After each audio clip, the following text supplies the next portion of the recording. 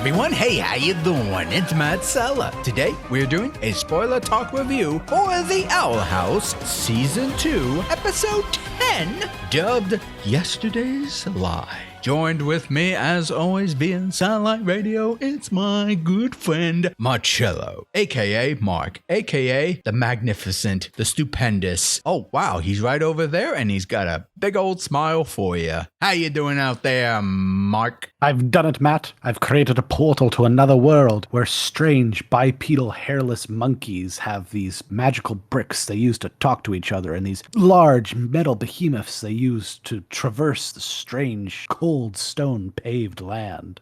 Wow, that sounds like a really relatable world to me. I'm glad you think that because I'm actually pitching it as a pilot and I wanted your feedback on it. I think you're gonna make millions. Thank you. I think any network would be, lucky to have such a high-end fantasy show in their catalog. Speaking of high-end catalogs, may I remind you folks that if you enjoy reviews just like this, where we like to talk about animation, whether in TV or movies, be sure to like this video, subscribe, and don't forget to share this video amongst your friends and family. It really helps us out. And if you'd like to watch me do some animation in Toon Boom Harmony, I recommend you follow me on Twitch. And also, check out my Twitter, where I occasionally post art pieces and stuff at MJ Sella. Links are in the description below. Without further ado, Marc, let's set aside our pilot pitches for major networks and talk about this episode. Let the folks know, what is this episode, Yesterday's Lie, all about? Well, I'm glad you asked, Matt. Ida, King, and Hootie, yes,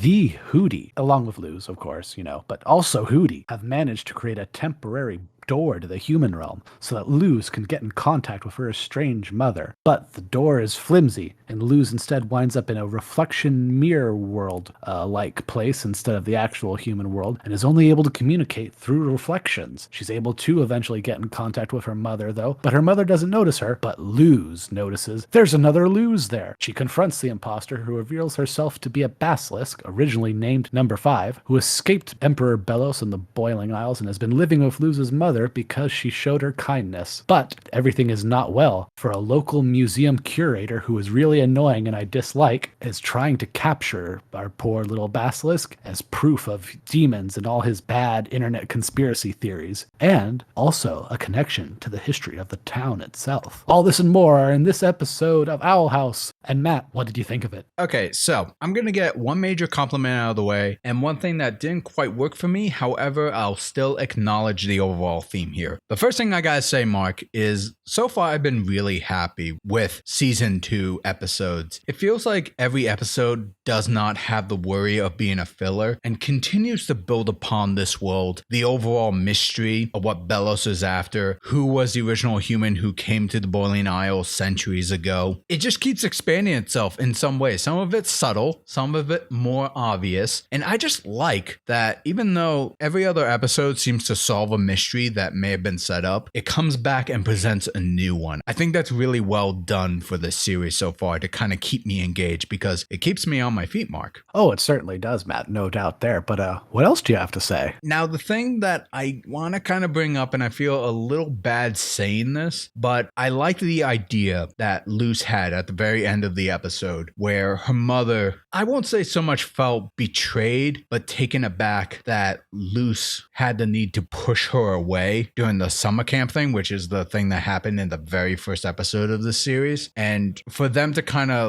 not quite make amends, but be transparent with each other of what Luz has been doing the whole time, in a way, the inadvertent lies and things like that. It was a very emotional moment. I will definitely grant the show that. However, what made it a little hard for me to get on board with in terms of emotionally empathizing with that is it's actually been a long time since we actually had the establishment of Luz and her mother, dare I say, butting heads. And that really only happened in the very first episode, a season and a half ago. That was a little while. And so when this came up, it didn't have as much weight for me, even though I completely understood it, because it wasn't as fresh in my mind as I feel like it could have been. In a narrative movie, I would have definitely felt that weight. We've seen movies this year, Marc, that had similar themes in such such a way. Maybe not specifically that, but it had the family issue and the dynamic of a 3-act story. And we felt that. I mean, I'm not going to speak on behalf of you, Mark, but definitely for me, my emotional sobbiness definitely got that. But for a TV show, I think that's harder to say. But again, I think it makes sense, narratively speaking, for the character and all that. It's just in terms of the pacing of where those events kind of conspired. Maybe a serialized show just makes me a little numb to that because I don't think about that well enough. Well, that's very interesting, Matt. And I do think to a degree that is a little fair. I think the weird thing is just the way Luz and her mother's dynamic has been portrayed since the first episode. And then actually Luz herself has been portrayed kind of has shifted very differently. Because Luz has changed and grown as a character. But let's not forget, she brought snakes and spiders and fireworks to school repeatedly, it seems like. And had no idea why everyone was so upset and doing wrong. She had a bit of a, she definitely needed some help, and her mother is a single parent, and in medical profession we find out she's a veterinarian, but still probably very stressful job, and needed help with her daughter. So if anything, I think the thing is I kind of wound up sympathizing a lot more with her mother than Luz in a lot of ways, and it in some ways almost seemed like a lot of Luz's fear of her mother being so overbearing almost was her own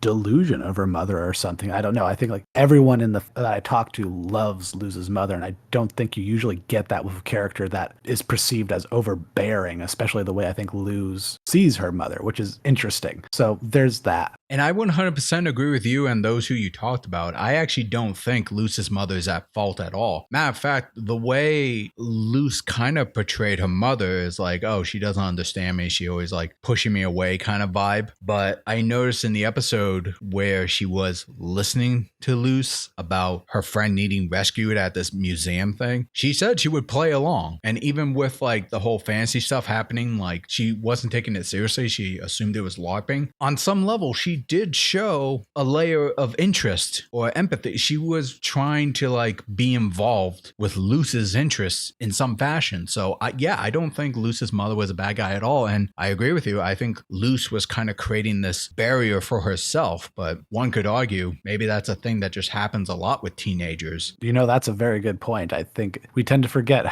what a weird time being a teenager is, just with how you see yourself and how you even view other people after a while, especially parental figures. That is an interesting point. But trying to get back to some other things, though, I mean, that was certainly the big takeaway from it. I did like number 5, the Basilisk, otherwise known as V, I believe. I actually completely forgot that there was a Basilisk previously in the series. It's not an episode I remember too much of, but I do remember something of a Basilisk being certainly a rare thing. It seems like at the very least, Belos has recreated or resurrected artificial Basilisks in some way, shape, or form for his plans, which are very interesting. And they, of course, managed to escape, which explains why we had the one that showed up in that one episode. But also it was interesting. It was all interesting stuff. I stand by and absolutely hate the curator. I hate this character. I hate when that type of character shows up. They're annoying. They're conspiracy theory, selfish people who are just jerks, and I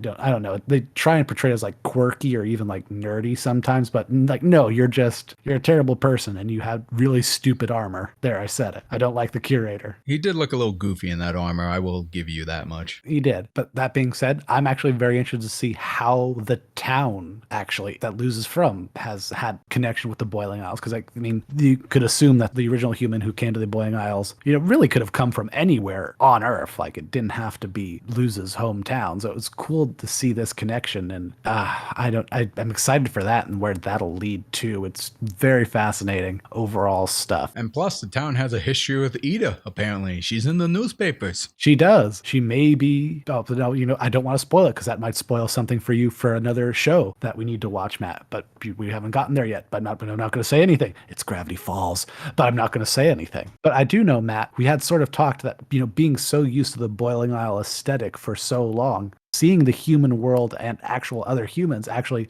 maybe jarring is a bit extreme, but kind of visually threw us kind of through a loop, eh? Yeah, no, for sure. I don't know if it was just me or if anyone else kind of felt the same way. We've been with the Boiling Isles for so long. We're so used to Dana Terrace's art style of characters, designs, and all that, especially with the eyes. She does have somewhat of a unique approach when it comes to eyes, that when we finally return to the human world and we see normal people kind of sharing the same eyes, I don't know why. To me, that was just weird to look at. I was like, man, I'm so used to these strange monsters with like the pointed ears, the extra eyeballs, and like the snarling mandibles. But with humans, it's like, oh God, get that away from me. No, yeah, and lest we forget, Ida is also responsible for bringing sentient, evil Ratsanim-esque rats to the human world. Thank you, Ida. You give us so much. I mean, to be fair, Mark, we humans have done far worse. Yeah, it's true. I've seen Planet of the Apes. I will say one thing to the point that you brought up about number 5, or V, which I think you're right. That is the nickname she was given by the end of the episode. I did think her disguising herself as Luce was a little too coincidental to be a non-secret agent for Bellows. But when we got to the halfway point where she explains how she got to the human world and why she disguised herself as Luce, because that was like the last human she saw kind of thing. After that, I was like, okay, I buy that more. That kind of makes sense to me. No, absolutely. I think it gave us a pretty satisfying reason for it, and I was happy with it overall. Because that's the tricky thing with some of these shows. Like, I know Star Wars kind of suffers that a little bit, where it's like, hey, small world, you're here. And it's like, that's the size of a galaxy.